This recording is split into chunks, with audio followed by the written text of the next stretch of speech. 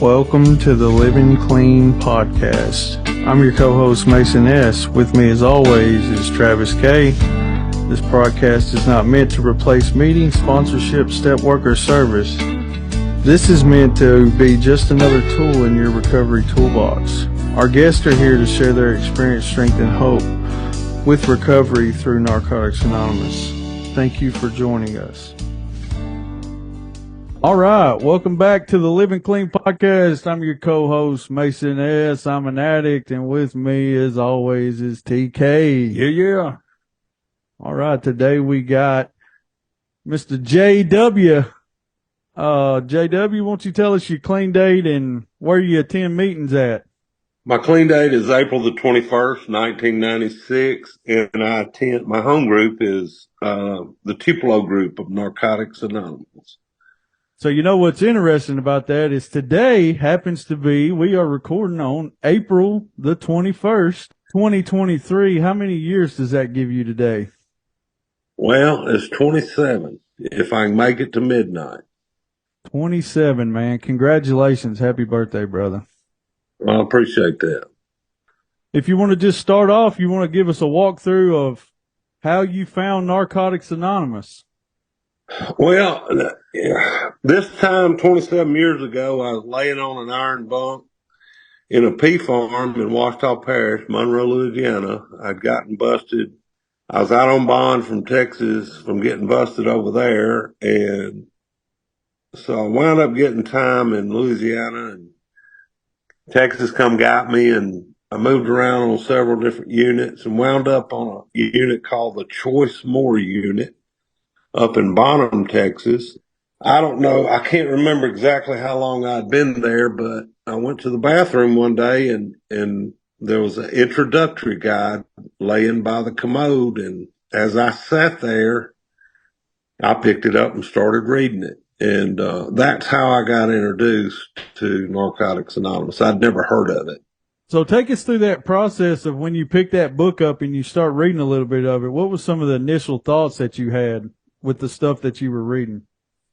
Well, I didn't know anything about recovery. I mean, I really had never thought about being an addict, but the first pamphlet that's in that book is, Am I an Addict? And so it's 29 questions that I had answered.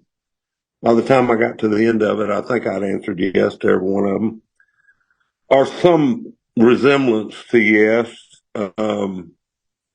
And I thought some of them were really stupid questions because I didn't know about recovery. So I thought, do you ever use a loan? Well, hell yeah. I mean, why would I want to share? My mother taught me to share when I was a little kid, but she always said, if you ain't got enough for everybody, don't pull it out. She's talking about bubble gum and sucker. But I knew I didn't have enough. But anyway, the one that really kind of made me think this is stupid is, do you avoid people or places that do not approve of you using drugs? I thought that is stupid. Why would I go around somebody that doesn't approve of it? And that's not going to have what I need. So, yeah, I got down to the end of it. When it said, it doesn't really matter how many yeses you had.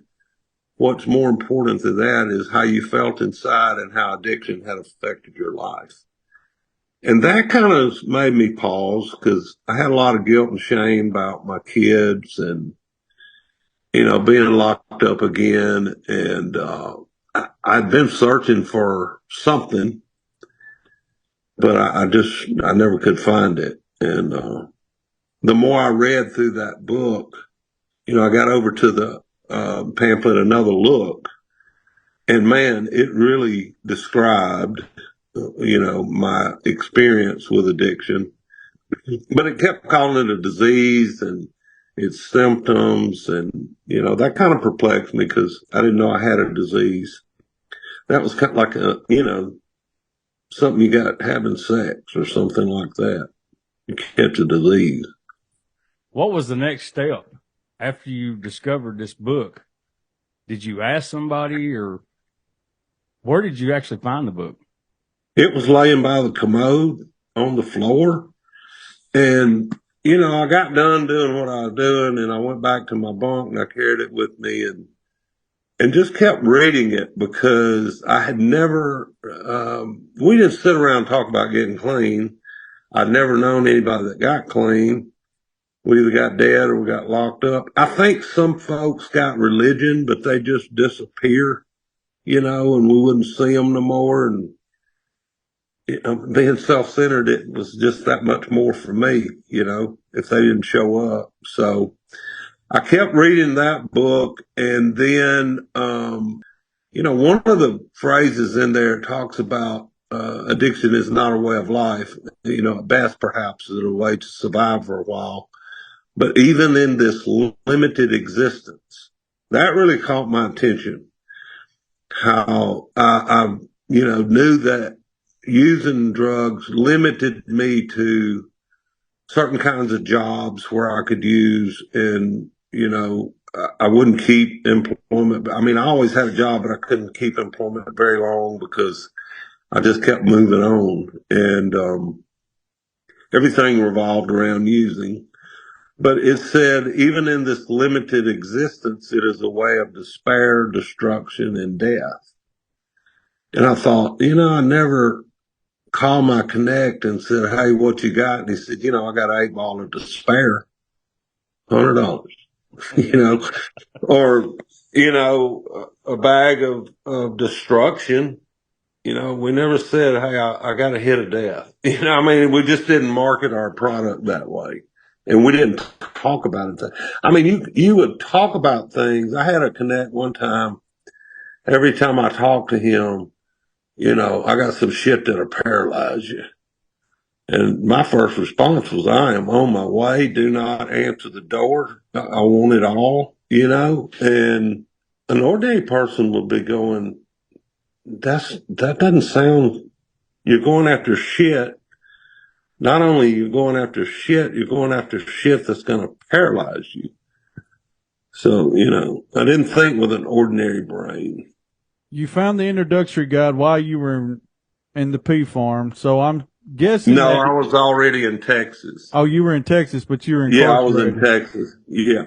So how long is it between the time you find that introductory guide up until you actually walk into an NA meeting? Oh, it was probably a year and a half.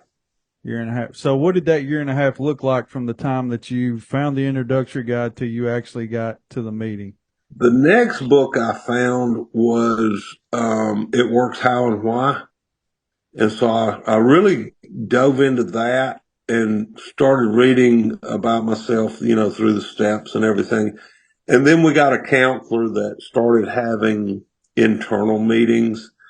And we had this guy that would come on a Monday. Now, he was from AA, but he shot dope. And I didn't understand that. But anyway, he would do a big book study on Monday. And then the next week, he'd bring somebody in to speak to us. And they were all addicts. And they would talk to us. And I started hearing people share, like, about their experience. And so I could identify with that. And then my dad sent me a newspaper from Tupelo, and I found the Tupelo group's address and their meeting schedule. And so I wrote them a letter from prison, and a couple of people, a guy named Steve and a girl named Rita, started writing me every week for over a year. And they shared their experience with me through the mail. Sometimes it was a 1-page letter. Sometimes it was 3 or 4, pages. And they just described what NA did for them. And that kind of really made me think that's what I want to do when I get out. And it's crazy. When I got there wasn't a whole lot of, spirituality talked about.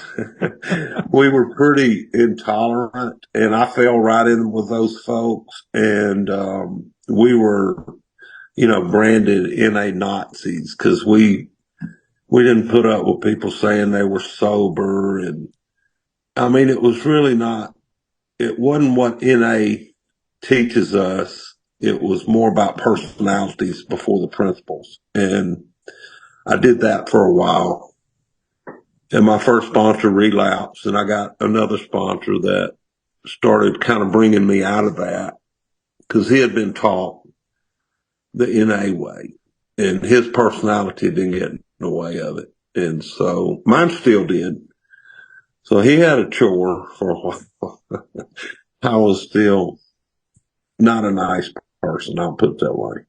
All right. Well, let's go from there then. So you were talking about how you were still intolerant, taking a lot of that mindset from, being incarcerated. So did you take that with you into the meetings when you first got out? Yeah, when I first got out, the only thing that was missing in my life at that time was the substance.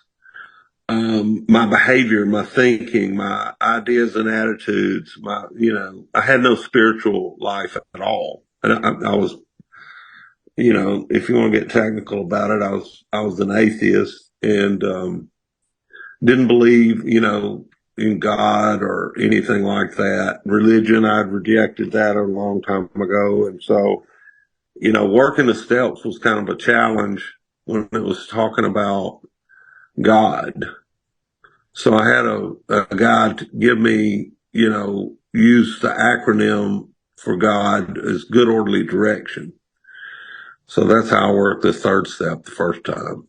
And I used the group more than anything as my higher power. Because when I'd go to that room, I knew something was special there. I had a feeling about it. And I went on my gut, the whole time I was an outlaw. I mean, that's how I survived. I went on my gut. And my gut kept telling me to keep coming back. And they were very, there came a point where my sponsors, my second sponsor started challenging some of my ideas and attitudes. I remember him asking me a question one day. I was bitching about I think it was my second wife, and I was saying all this stuff that she wasn't doing or what she was doing. And he said, well, what was your part in that? And I didn't have an answer. I just threw it back at him. Didn't you hear what she did? He said, yeah, but you didn't talk about your part in it. And I had to wait a couple of days because he wouldn't talk to me about it till I come up with an answer. And I went to a meeting and somebody talked about unrealistic expectations in ourselves and others. And that was a turning point for me. I may still see the other person's part in it, but I had to look at mine as that's the only thing I could change. And to accept others just the way they were, that was a really big challenge for me to meet people where they were. And, because of the intolerance, So it's been a challenge for probably the first decade I was out. I kept getting in really sick relationships that started out by just hooking up and then trying to like them. And, it didn't work out too good. Married a couple of them and that didn't work out. And, so, I really, every time I talk to my sponsor, I usually tell him, thank you for your tolerance and patience, with me, because that's what it took for me to start doing something different. Plus, I had a good example. I kept watching these guys that were softer and gentler than I was, and it was attractive. I didn't want to be an asshole, but that was my, what do they call that? My default. I mean, that's what I started out with. It's what I brought to NA, and it was hard to get away from that. Hey, so you brought up something a minute ago talking about people called you an NA Nazi when you were young in recovery and you were getting on people about saying they were sober instead of clean. And walk us through the process and the challenges and how that's changed in you from that time till now. I think the thing that changed me the most was I saw how it hurt people and it wasn't accepting. I remember me and my first sponsor sitting there after a meeting. He called it character assassination. We were talking about somebody and what they had said in a meeting, and we didn't realize there was a newcomer. It was his first meeting. He had sat back down with us, but he was across the room and we really wasn't paying attention. And about halfway through our discussion of how, we didn't like that person and what they said, I looked up and he was looking at me, and the guy said, how can we help him? And, I didn't get it then because, my response was, fuck him. This motherfucker don't know what's going on. I just went off like I always did. And the guy got up and left. I don't know if he ever came back. But there came a time when enough people relapsed, and I saw how our intolerance, and actually I read in the third tradition, to prove somebody wrong, I had to find it in the book, to prove them wrong. And I found a lot of stuff that kind of proved me wrong. And there was this internal conflict then. Like, I've been doing this all the time and it's supposed to be right, but this book says that we're supposed to be tolerant and patient and we're not God. And, if they don't look like us, talk like us, we can rob them of their finding their way. And it talked about fanning the flame, and that kind of, I hadn't fanned the flame. So what would you say to somebody who gets really frustrated or gets intolerant of people who are new and they share that, they use that language from other fellowships and things? What have you learned is a healthier way to deal with that? I just I use NA language. I'm clean, my recovery, my clean time. When I give out the key tags, if somebody had been clean and sober, or they were sober in the meeting, I'll say, hey, you got to work 24 steps because you're clean and sober. I'll make a little comment like that, but I'm not hurtful with them. And I ask them, please keep coming back. When I give them a key tag and give them a hug, I tell them thank you, because I give them a really good hug and kind of talk in their ear, thank you for doing this. Thank you for staying clean. I want them to know that we need you. And I don't like it when people say that. It's not like somebody described it as, well, if you got a nail in your tire, would you wait till it went flat before you fixed it? And I said, yeah. I'm hoping that my example, and I'll tell them, like, hey, if you're in an NA meeting, you're clean. If you go to AA too, that's cool. But you're an alcoholic over there. You're an addict here. And I explain to them why I say that, because we don't treat substances, we treat the disease. The steps are set up to treat us whenever the substance is gone. If we relapse, we're not in recovery anymore.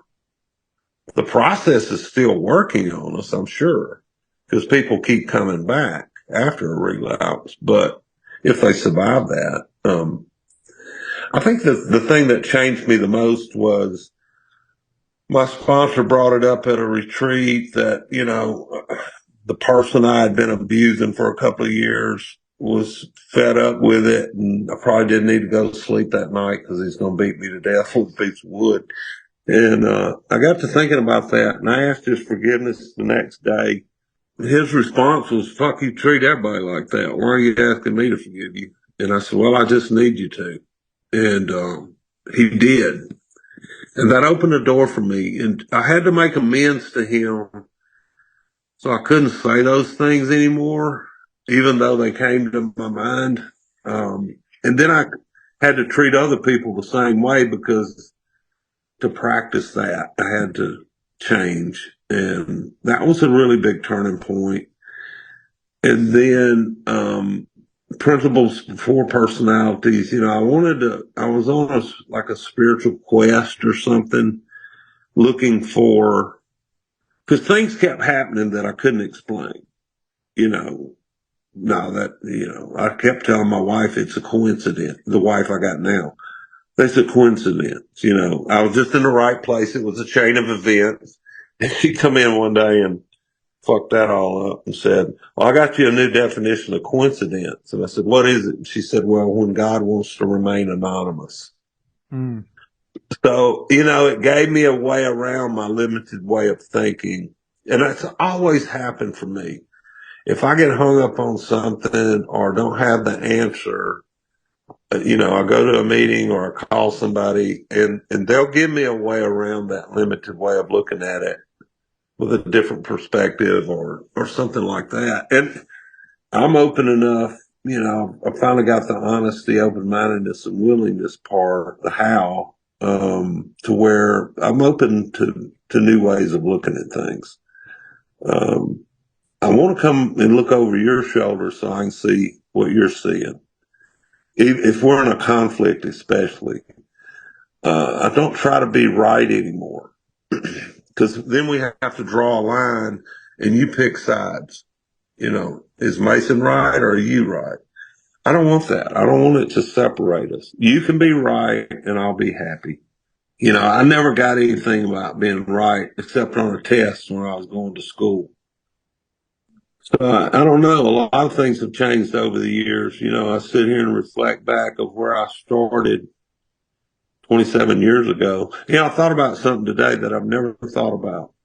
When they put those handcuffs on me, I walked out to them this morning. I walked out to them about 9 o'clock this morning. It was two cars, two SUVs of narcs, probably 8 or 10 of them. And that dude put the handcuffs on me and said, you're under arrest. I surrendered for the first time that day. Now, my definition of surrender was I laid down my arms and they led me away in chains, you know? But really, I made a decision the day before, like it says in the third step. I made a decision. I'm not running this time. And then I surrendered the next time. I have never thought about that in the 27 years that how I relate that today. You know, my definition of surrender today is I just don't have to fight me anymore. You know, the book says we just don't have to fight. Well, I've been in a fucking fight with myself most of my life. I don't have to do that anymore. I make a lot of decisions today based on my experience. I go back to the third step all the time. You know, I need good orderly direction. And then my higher power is unconditional love. So it's not hard to turn my will and my life over to the care of unconditional love because I know it's going to take care of me. And that's kind of how you know, NA is broad enough that it lets me, the process happen in my time because y'all will keep letting me come back no matter what I believe, you know? And that's the cool part of this program is it's just so simple once you can see it that way. It's not hard to do today. I mean, I'm an addict. Don't get me wrong. I haven't been cured. Using is on my list of things to do every day. It's just down around like 13 or so. I got some really important shit to do. And as long as I do that, it'll stay down on 13. I've seen a lot of people stop doing the really important stuff and using keeps moving up the list, you know, to 10 or, you know, 9. And then before you know it, the important stuff isn't that important anymore. And a lot of them have died. I ain't no different than them. I'm just going to get through today without having to use any drugs. And I hope I don't hurt anybody and hurt myself. That was another thing that changed for me was I started loving myself, you know, enough that I'm not willing to hurt me anymore. That man in the mirror kind of thing. Yeah. Where you Exactly. get to where you're like, I love that guy now. Yeah. You know, compared I to used to get my right eye and my cheekbone in the rearview mirror when I'd be driving. You know, I'd look. I hated that son of a bitch. His name's Jack. He ain't never going away either. That son of a bitch is always trying to get me to say shit to people that's not kind and it's not helpful. So I had to learn how to pause and not say the first thing that comes to my mind, especially to my wife or one of y'all, you know.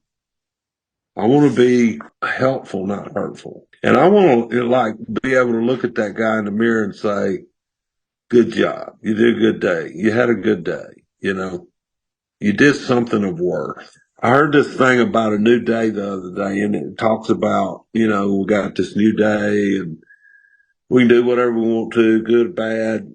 But at the end of it, it talks about what will we leave in its place for the price we paid for it, our time. So I'm never going to get this day back, but I want to leave something in it that's of worth that somebody else can take it and give it to somebody else, and that I may never meet, but it counts somehow or another, I think.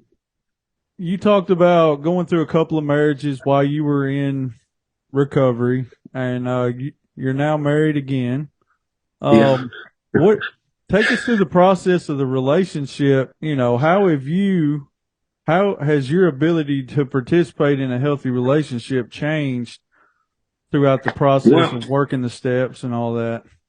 for one thing, when I met my current wife, we didn't hook up. We didn't have sex. We didn't have anything physical. We would sit and talk to each other for hours, and I got to know her, and I liked her. And I even said, let's not worry about that part, and let's just see if we can be friends. And we became friends, and then she mentioned at first, like, I think you need to kiss me goodnight next time. I said, no, I don't kiss my friends goodnight, And so there was a little bit of a friction there as far as her thinking that she was not attractive to me or whatever. I said, no, it's not that. It's just I don't want to mess this up. I put my mouth on somebody, some shit's fixing to happen. And I didn't want that at that time. I said, and then she said, I think we've gotten past friends. So we really started having some serious conversations about, everything. And, we wound up deciding to get married, and I didn't kiss her till the preacher said you kiss the bride, and everything on that end worked out really fine, but I had to learn that I only had to do my part. I can't do her part. And if she needs to work on something, then that's for her to do. I can't fix that. I mean, I can talk to her about it and all that kind of thing, but in the thing, there was a little friction there about religion and stuff, like she's a Christian and I'm not. We worked that out by, I went to church with her for a while and did that thing. But I always related the message to what I heard in NIA. And, we're really compatible because she said one time, I'm worried about my witness to you. And I said, it's not what you say, it's what you do. And she's a good woman. And I don't have a hard time being a good husband to her because, I found out what real love is. It's taking infinite delight in someone else's well-being. And I really take infinite delight in her well-being. But I take infinite delight in mine too. I'm not going to put her in a position. We talk about everything. When we make a decision, it's about something that we both have either compromised on or we agree on, or we don't do it. Do you think learning how to do that, loving yourself and to care about your own well-being, opens the door for you to allow to be able to do that with other people, with your wife and your other relationships? That's the only way it works for me. And my sponsor helped me with that.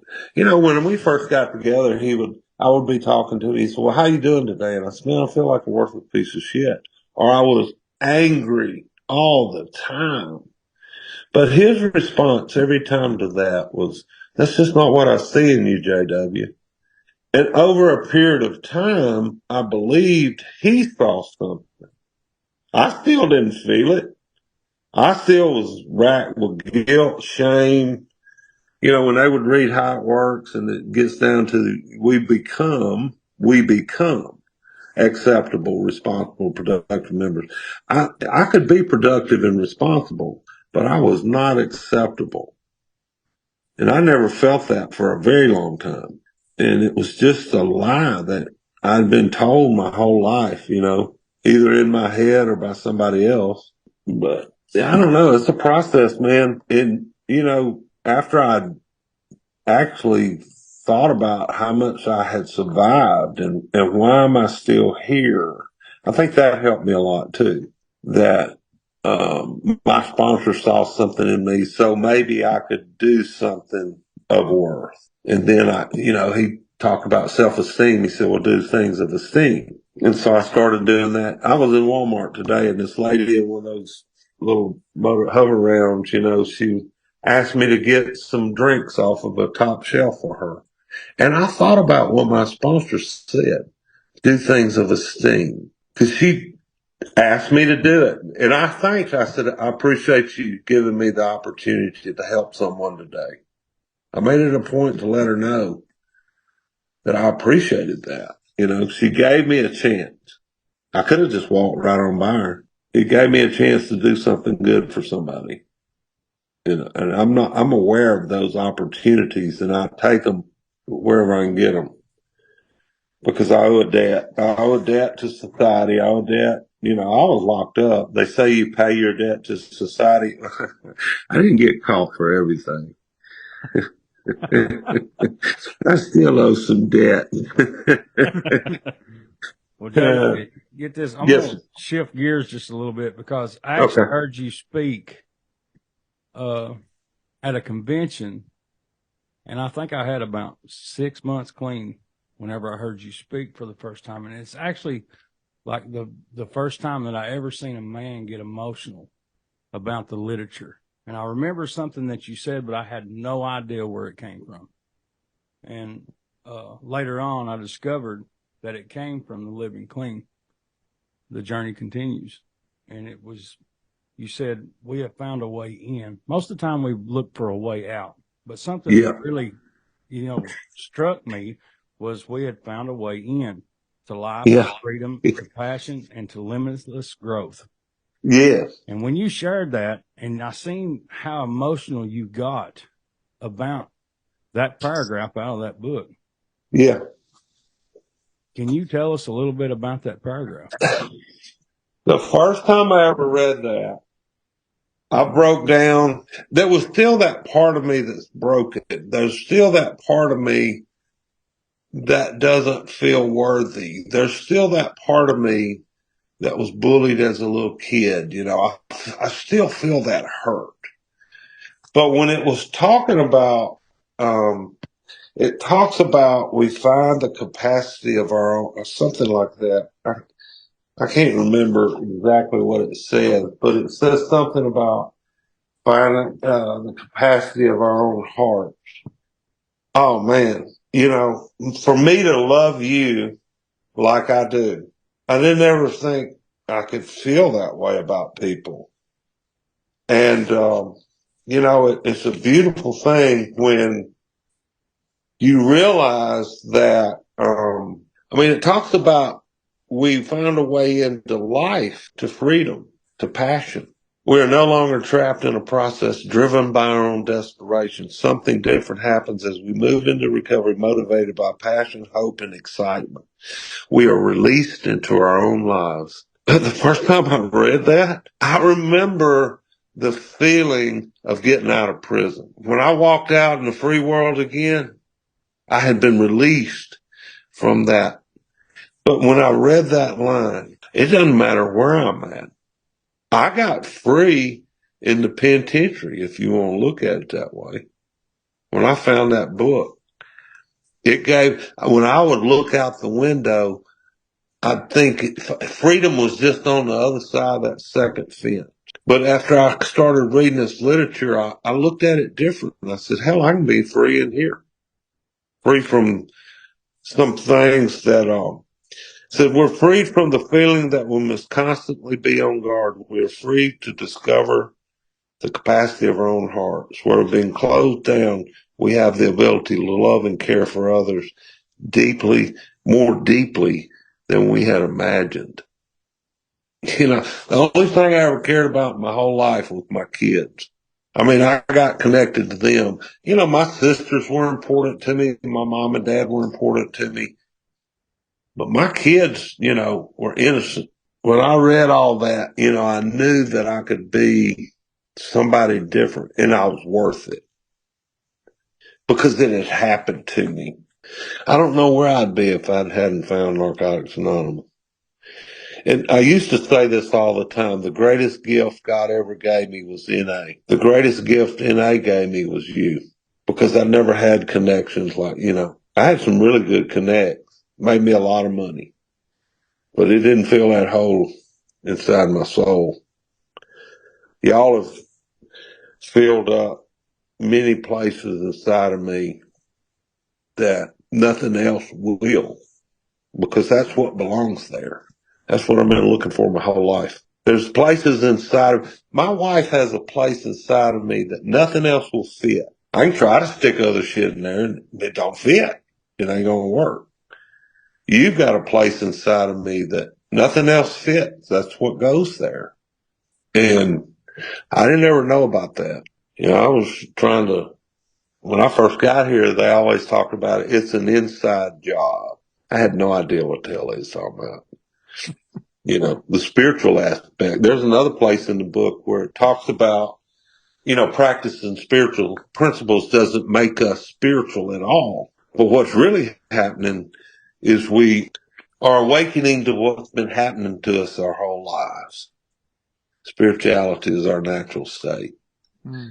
The first time I read that, I thought, well, shit, that's why I've been in conflict my whole life. I've lived in an unnatural state. In that mental and physical part of me. I never lived from the spiritual part of me, but that's what's been trying to connect. And I kept putting all this man-made shit in there, and I couldn't get to the spiritual part to live from it. And NA has given me that. Our literature has given me the words to describe my experience.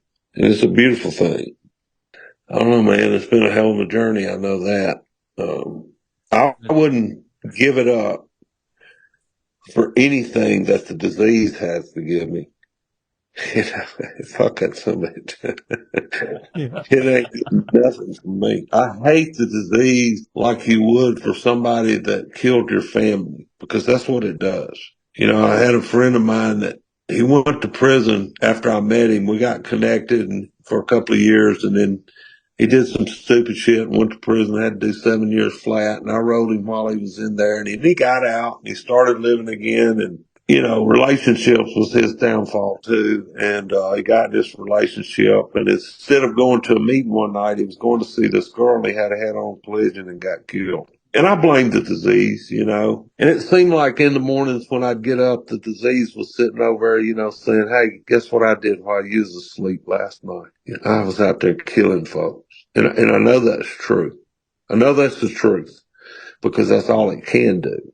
My response to it was, you didn't get me and I'm going to go out and tell the truth about you. And that's the best I can hope for, man. I don't know who'll believe it or not or who'll get connected to it. I just know I'm going to keep trying my best to convince people just to keep coming back. You ain't going to believe what I believe. Just keep being exposed to it.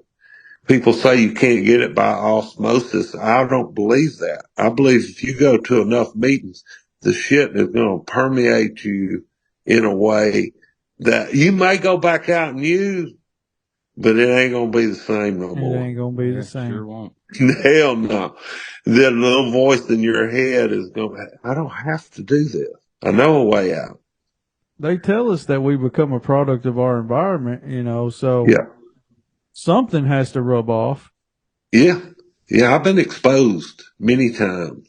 I love it, man. It's my favorite thing to do is to get around and talk about recovery and, tell stories. And some of them's funny. Everybody don't think they're funny though. Most ordinary people would think they're a tragedy. My wife included, she's told me many times, that stuff y'all was talking about is not funny. I said, it's fucking hilarious, man. She go, how do you think it's hilarious? I said, because we survived it. We've already cried and anguished over it. Now it's time to laugh at it. I mean, the insanity of some of our stupid shit, man. It's just been like, and we survived it and didn't use. That's the message. You can do anything you want to do and don't use. The shit will get heavy enough. Sooner or later, you ain't going to be able to tote it no more, and you'll lay it down. If you get around the right people, Right. that can, and we can help you carry it for a while and sit back and laugh at you, dumbass, when you put on a pair of goggles and somebody pushes you and you bust your head wide open and do some stupid shit. All right, man. So before we wrap it up, I want to talk about something that's near and dear to me and Travis too, and I know it's special to you, and that's H&I. Especially because you was exposed to the literature, and while you were incarcerated, most likely came from somebody that was doing H&I, and you've Yep. had the ability to be able to do that since you got clean. What's that experience been like? I went to an H&I workshop over in Memphis, Tennessee. And this was crazy. I was locked up in Louisiana and Texas. I lived in Mississippi. I went back to Tennessee for an H&I workshop, and a guy from Oklahoma, two guys from Oklahoma came down and did the workshop for the Southern Zonal Forum. The next day, I met one of them in the parking lot. We were talking, and I figured out he had done H&I in that prison I was in, and the counselor had relapsed and gotten fired, so he couldn't come in anymore. But he was the guy that brought the literature in that I found, and if that ain't a God thing, I don't know what is.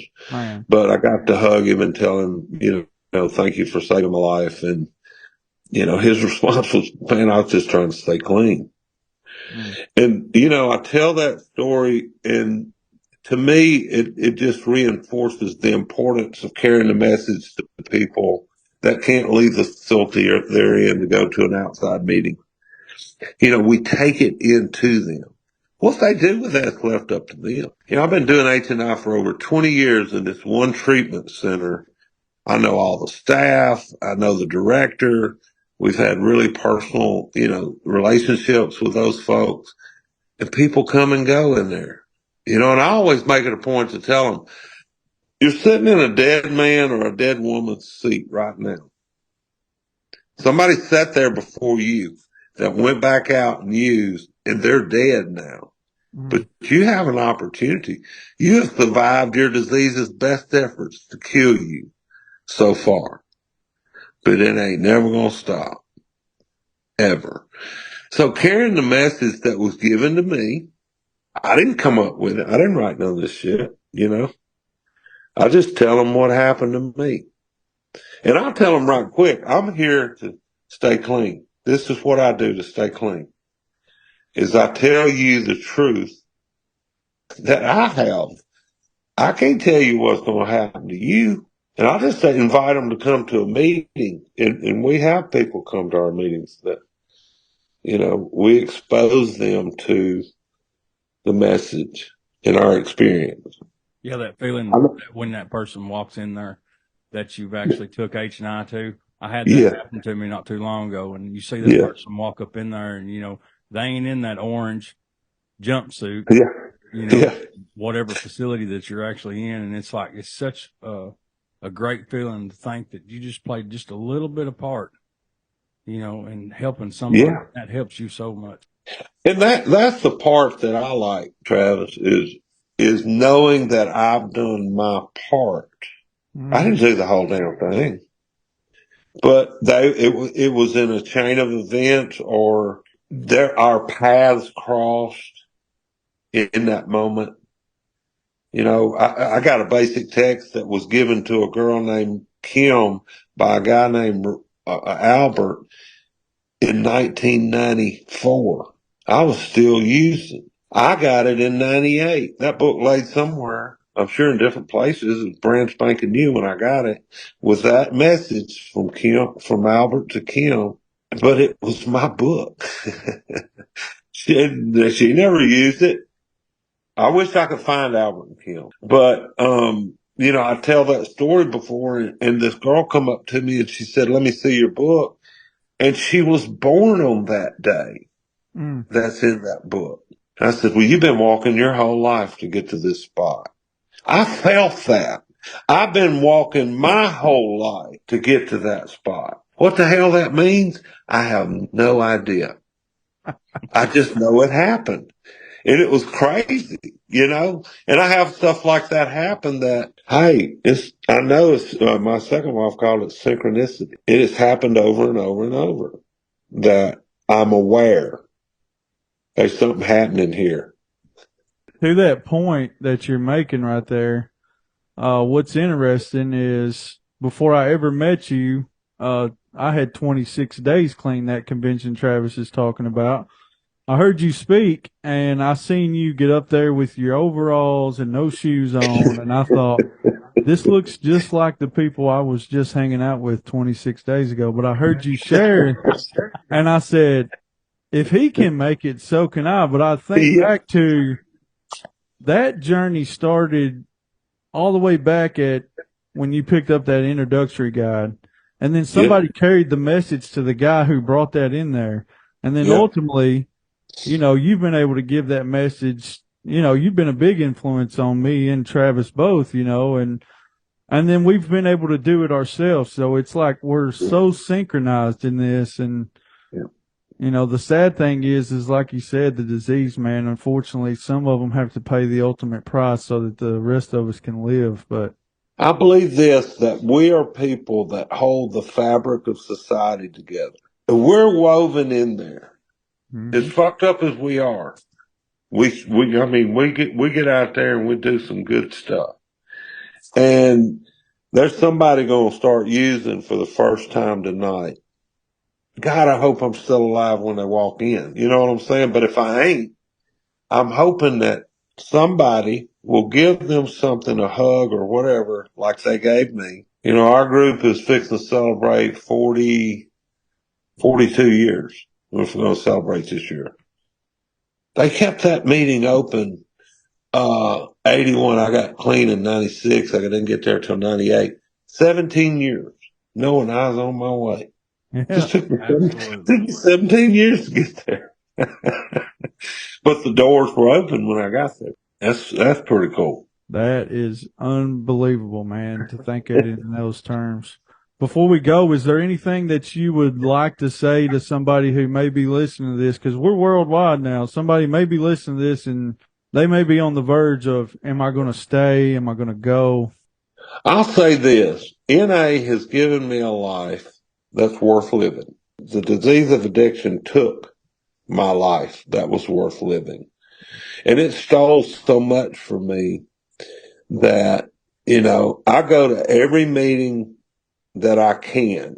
There's a few I miss every once in a while. But the reason I go is I believe that people show up. They've been toting something their whole life just for me. It may take us several years to find out what that is because it's hidden inside of them underneath all that bullshit that we bring into the rooms.